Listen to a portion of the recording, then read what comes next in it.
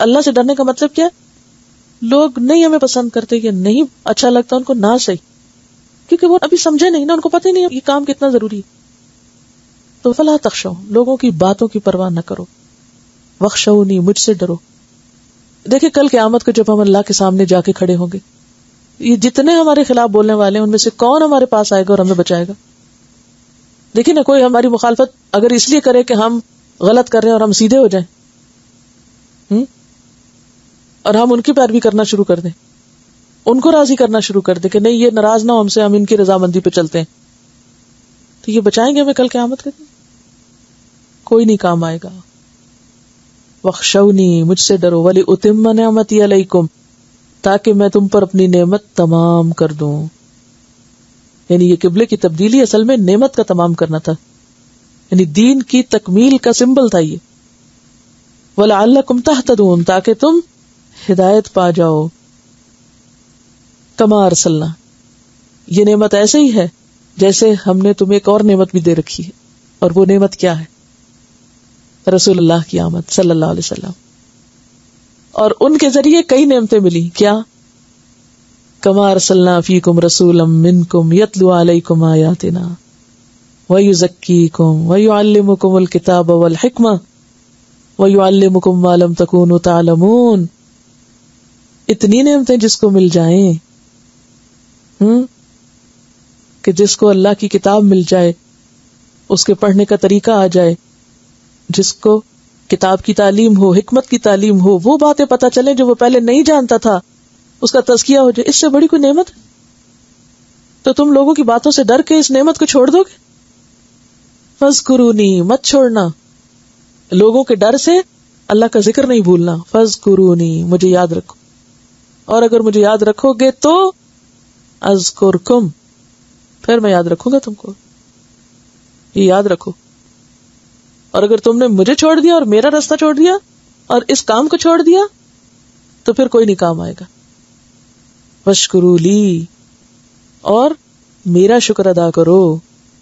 ولا تکفرونی، اور میری ناشکری نہ کرنا. ناشکری کیا ہے یہاں؟ کیا مانا یہاں ناشکری کا؟ یعنی اللہ دے رہا ہے ایک نعمت، ہوا خیر مما یجمعون، اور انسان اس کو چھوڑ دے کہ لوگ باتیں بناتے ہیں، یہ اس کو چھوڑ دے کہ وقت نہیں ہے، یہ بڑا مشکل راستہ ہے، تو وہ گویا کیا کر رہا ہے؟ ناشکری کر رہا ہے. جیسے نظم آپ نے سنی تھی نا، اس میں ساری مشکلات کا ذکر کر کے پھر آخر میں کیا کہا گیا تھا کہ اس کا شکر ادا کرو جو نعمت مل رہی ہے. یہ چھوٹی چھوٹی چھوٹی چھوٹی باتیں جو ہیں جن کو ہم نے ایشو بنا لیا ہے کہ یہ مشکل ہے، وہ مشکل ہے، یہ لکھنا مشکل ہے، اور یہ رٹنا مشکل ہے، اور یہ امتحان مشکل ہے، اور وہ یہ کوئی مشکل ہے؟ یہ کیا مشکلیں ہیں اس کے عوض؟ تولے ذرا ایک طرف یہ چھوٹی چھوٹی چیزیں اور دوسری طرف وہ نعمت جو ہمیں مل رہی ہے جو دنیا اور آخرت میں عزت و سرفرازی کا ذریعہ ہے. تو ان کی خاطر اس کو چھوڑ دیں گے؟ تو کیا مانا ہے یہاں ذکر اور شکر کا؟ کہ اس کو یاد رکھو، اسے نہیں چھوڑنا. ذکر مجھے یاد رکھو، تو جب انسان اللہ کی کتاب پڑھتا ہے تو اللہ کی باتیں یاد رہتی ہے نا. اللہ سے تعلق اللہ کے کلام کے باہر کیسے ہو سکتا ہے؟ تو واشکروا لی ولا تکفرون، میرا شکر کرو، جو نعمت میں تمہیں دے رہا ہوں اس کی قدردانی کرو، اور میری ناشکری نہ کرنا.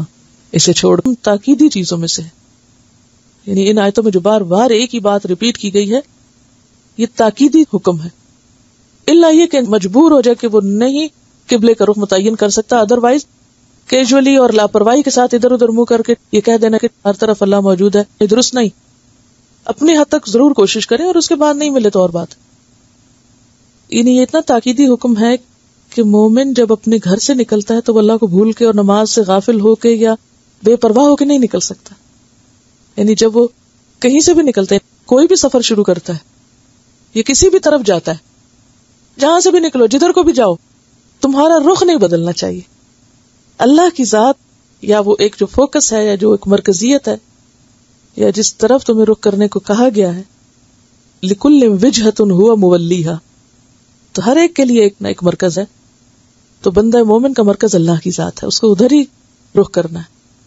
وہ بازار میں ہو، وہ کاروبار میں، وہ کہیں بھی ہو، کسی بھی جگہ ہو، وہ دنیا کے کسی بھی گوشے، وہ سمندر میں ہو، وہ ہوا میں ہو، فضا میں ہو، اس کا رخ ادھر ہی ہوگا. تو یہ اصل میں جو کعبہ ہے بیسیکلی تمام مسلمانوں کو یونائٹ کرنے کے لیے اس کا جو بنیادی غرض ہے، اور اس کو سمبلائز کیا گیا اللہ کے گھر سے. یہ اللہ کا گھر ہے.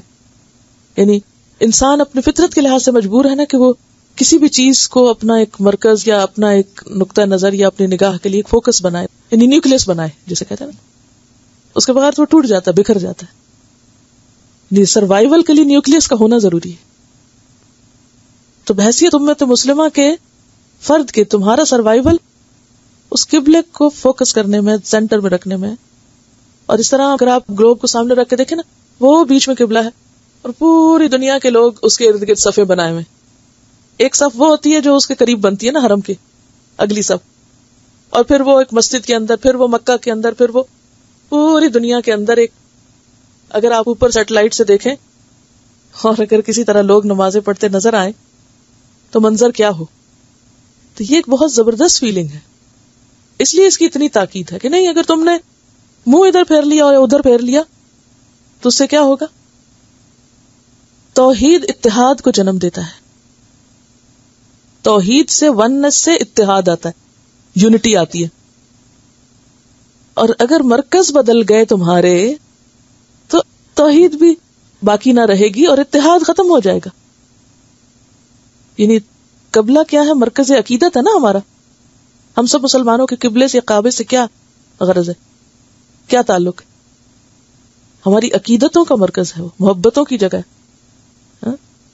اور اللہ سے شدید محبت رکھنے والے بندے ابراہیم نے اس کو تعمیر کیا تھا اور اس بیوی بچے کو وہاں تنہا صحرا میں چھوڑا تھا اس غرض کے لیے کہ ایک ایسی عمارت بنائی جائے کہ جو پوری دنیا کے مسلمانوں کو اکٹھا کر سکے. کہہ سکتے ہیں مصدر ہے، یعنی سورس ہے ہمارے لیے ایک انرجی کا یا ایک ایمان کا. وی بلونگ ٹو اٹ، اور ہم اس کا ایک حصہ ہیں. اب آپ ذرا رب دیکھیے، پچھلی آیتیں اس سے پیچھے رائٹ بفور دیٹ کیا گزرا ہے؟ فرقہ واریت ہے نا.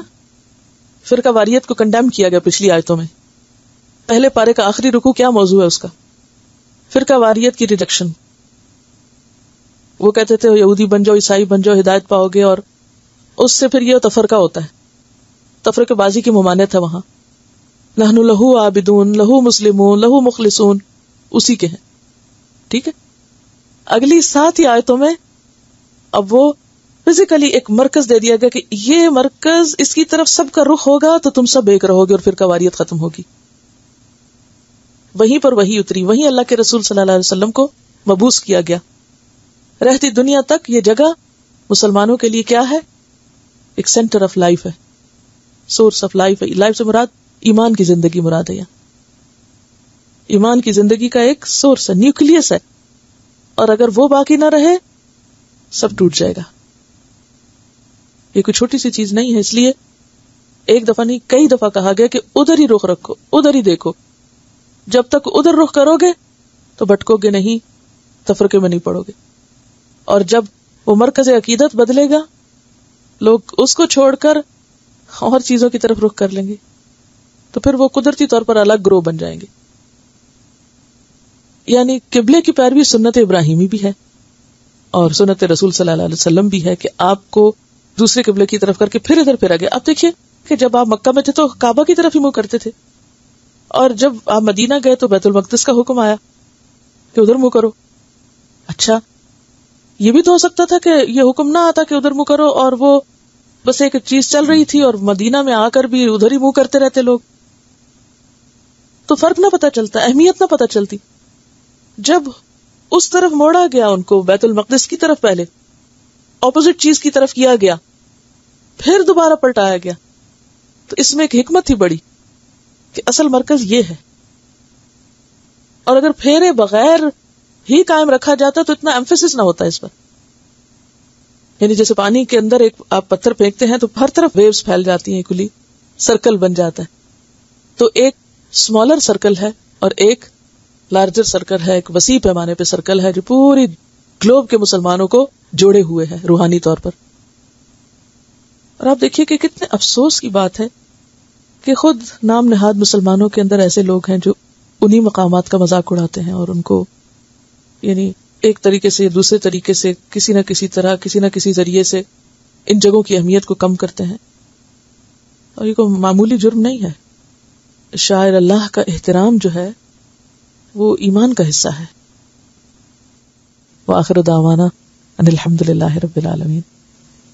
سبحانک اللہم و بحمدک، نشہد ان لا الہ الا انت،